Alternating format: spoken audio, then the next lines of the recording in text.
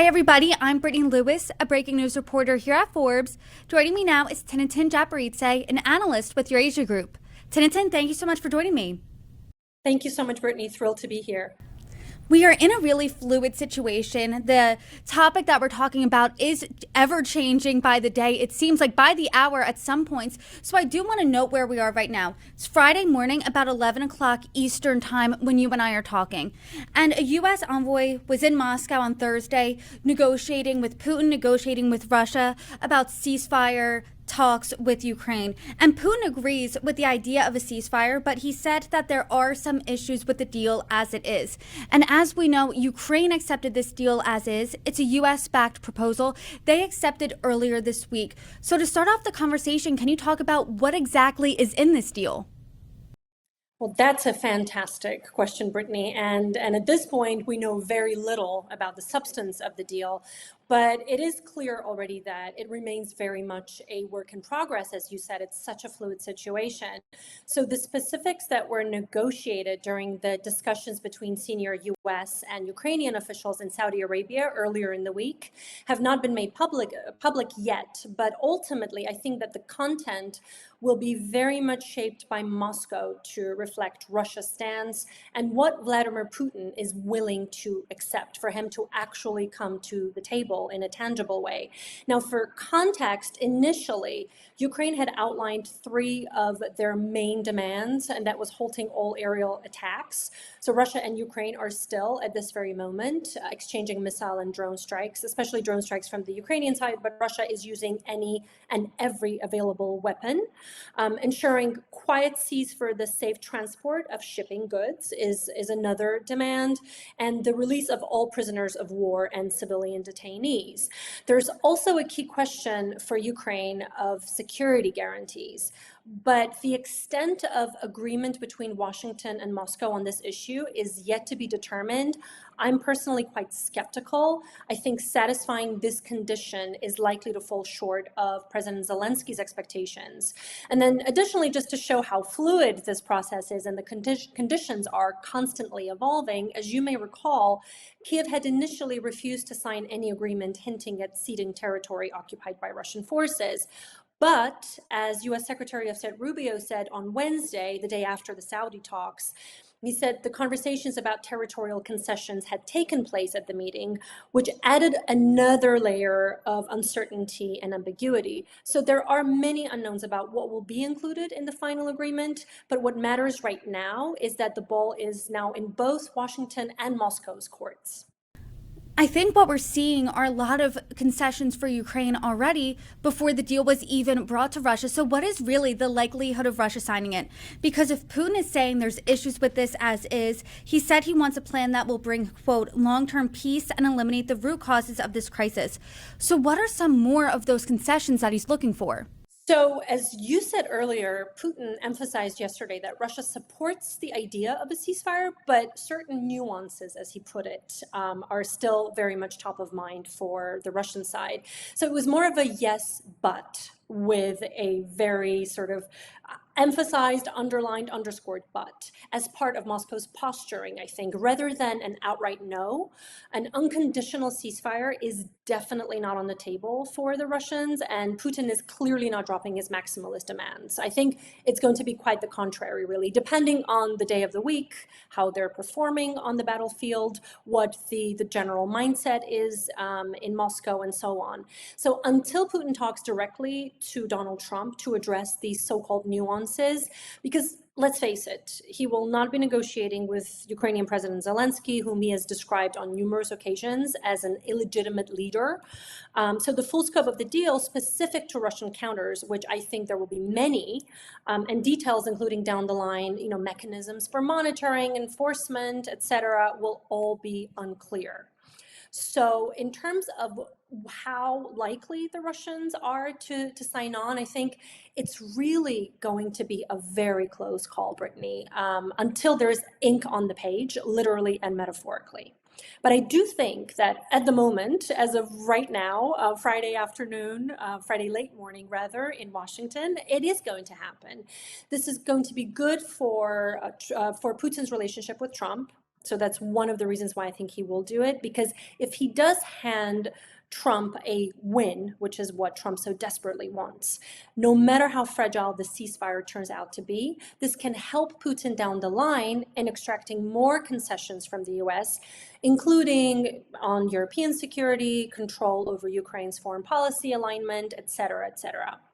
And even 30 days, even, the 30 days, I mean, it's not a lot of time. It's not a lot of time. It's a very short span of time. But nonetheless, this does help Russia militarily to regroup and rearm, because it's very likely that even if there is a ceasefire, it'll be fragile and he will probably more than likely reinvade. So the fear for him, of course, is that Ukraine will also use this time to regroup and rearm and be in better shape to resist any Russian offensive, which is why I do think that in terms of one of Putin's preconditions, he is going to push for the West to halt all weapons deliveries to Ukraine during the truce, so that the Ukrainians don't also use that time to rearm and regroup. To your point about Putin, even yesterday he reportedly said something to the effect of, I would like to get on the phone with President Trump, or perhaps I would get on the phone with President Trump to have a conversation with him directly about this. As an expert in the region, is there anything about how this deal came to fruition, anything that's happened in the past couple of days that sticks out to you, that surprises you? Well, in terms of how the deal came to fruition, obviously this was something that Trump had talked about from the days he started campaigning. So this was always going to be one of the top of mind issues for Trump. And it's a very personal issue in a way for him, because he needs to show that individual quick win. So his ambition to end the war, at least to achieve a temporary ceasefire, to secure a quick victory, has been a crucial factor. So Trump is a very important factor here. His team will keep appealing to the Russians to build on the momentum, I'm sure, and secure some sort of an immediate win, at least on paper, just to showcase the effectiveness of his approach. And in a way, this has been a combination over the past few days, and will continue to be a combination of both carrots and sticks. I think more of the former, more carrots than sticks from the US side, for now at least. Although, as you know, we already started seeing some sticks as well. Just yesterday, after Putin's rather lukewarm response to the ceasefire proposal, which President Trump said was a positive response, but I think many in Washington felt that it was rather lukewarm and he was trying to stretch the time.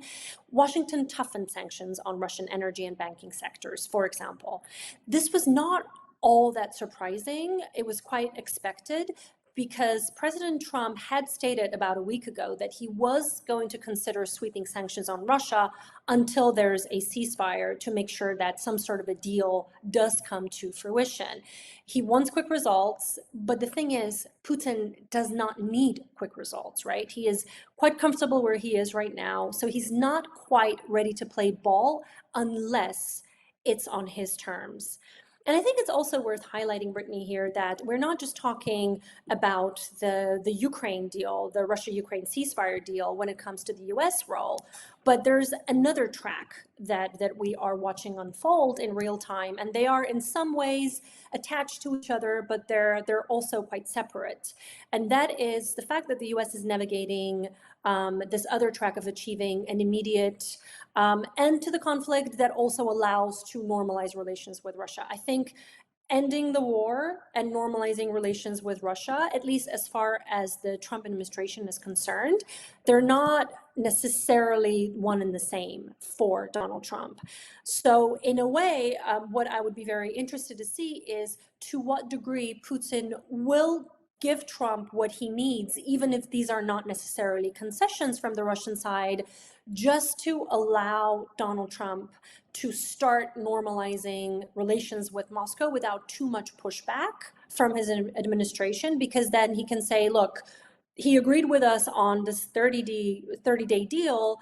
We need to now start thinking about how to re-engage with Russia going forward. That will be very, very interesting to watch, and to what degree these two tracks will diverge every now and then, but then every now and then I think they will be on the same track. Right now, you're saying the ball's in Russia's court. As we know, a little over 3 years ago, they invaded Ukraine, hence starting the war here. Now the ball's in their court. They can end the war. There will be relationships between the United States and Russia will be somewhat normalized. Is Russia coming out the real winner here? I think whether he realizes it or not, the way that President Trump is negotiating with Russia, he is putting Russia in a very strong position. They have been in a stronger position compared to Ukraine over the past months, for sure. But in terms of weakening Putin's stance, I think Donald Trump is very cautious because he also understands that Putin could take this very personally. I think a lot of what we are seeing unfold at the moment, Brittany, is both political but also personal, both for Trump and for Putin. And that's why the two sides are going to try to ensure that the other, if not internationally, at least domestically, does look like a winner, but certainly not as a loser, so that, again, the other is not motivated to think about some sort of a backlash to retaliate. That's a really delicate dance and an interesting take that Putin could take this personally, Trump could take this personally. That must make negotiations more difficult, more tenuous. Have you ever seen that in your experience with geopolitical stances, geopolitical issues, the two leaders that could take things personally going into a room and negotiating? I think this is the first time that we are seeing something unfold that is so personal for the two leaders. Partly because they also do go way back. I mean, even before President Trump became president, when Donald Trump was doing business in Russia, there was that relationship already there with the Kremlin. So it's not as though the two leaders just met over this situation in Ukraine, and this is the first time that they're negotiating. Trump is certainly treating this as more of a transactional business relationship. And a business negotiation.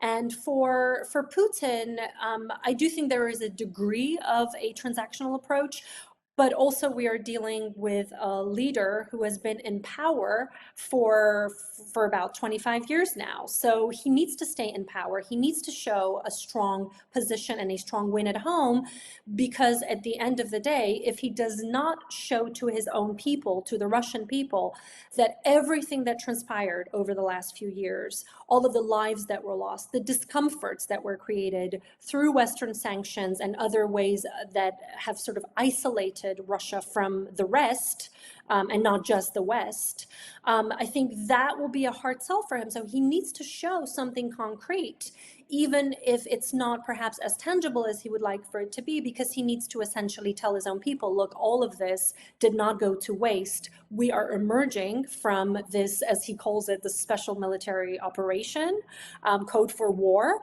without saying the word war, that we emerged from this as winners, and we're the victors here. As you and I are talking right now, the situation is very fluid. I keep checking my phone. There aren't updates yet, but President Trump did post on Truth Social Friday morning. He said this: "We had very good and productive discussions with President Vladimir Putin of Russia yesterday, and there is a very good chance that this horrible, bloody war can finally come to an end." That characterization sounds a little more optimistic than what you and I have been talking about. What the lukewarm response from Russia's President Putin from Russia reporting. But what are you looking out for next? Because this is a very fluid situation, as you and I have been saying.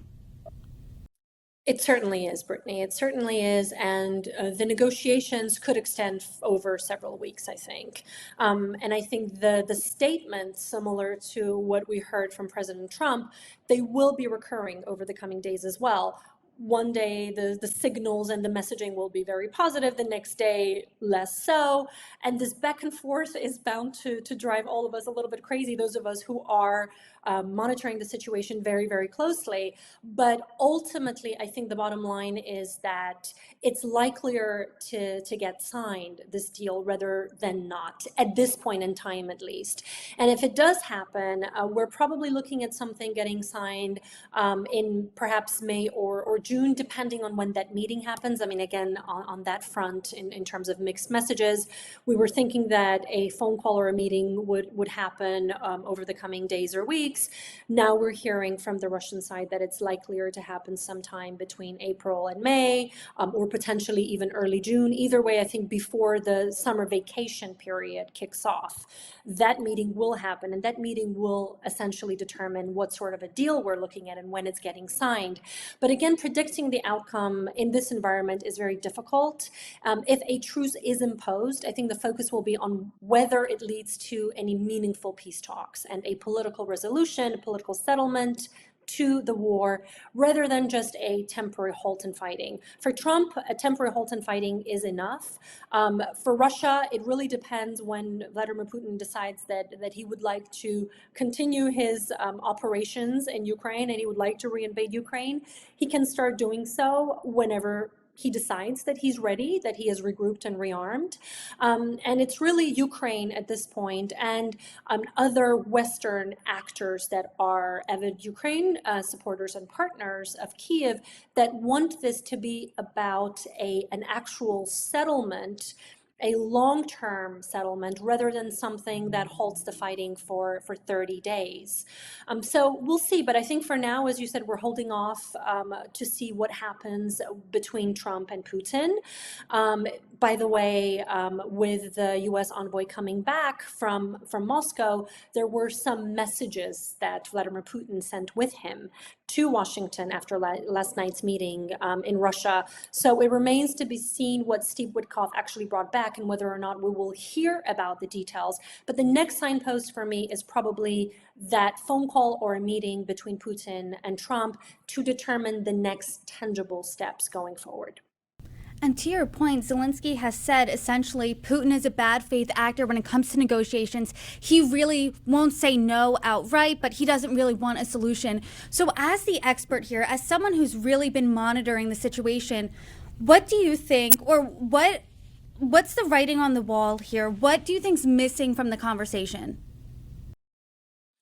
Well, I think what is missing is an understanding, a sober understanding of the fact, especially by the US side here, that Russia is not really interested in peace. Putin does not want peace, but he wants Ukraine. And until he gets Ukraine to capitulate, I mean, he might put this off and he might wait for a better environment for himself to try to get Ukraine to capitulate using force. At the moment, it's clear that Putin is considering taking a pause because he understands that exerting more pressure on the Ukrainian side right now through negotiations, with the US leading the negotiations, and doing so in a way still more abiding by Russian interests, I would say, less so the Ukrainian interests, is going to help Vladimir Putin. So he will be willing to take a pause because he probably will think that there is something to be gained in this situation through talks, through diplomacy. But that does not mean that he will be giving up on using military force anytime soon. I think those aspirations, those imperial ambitions, will outlive any and every ceasefire deal that Russia signs anytime soon. And I think that is worth thinking about long and hard for mediators like the United States to understand what Putin's objectives are down the line and not just the immediate next steps. I think that's a really important piece, and I think that's a good place to end as of now. But Tinatin, as we said, these conversations are ongoing, and I hope as we see developments, you come back on and join me. Thank you so much for your expertise. You are welcome back anytime. Thank you so much. Pleasure to be here and look forward to seeing you again soon.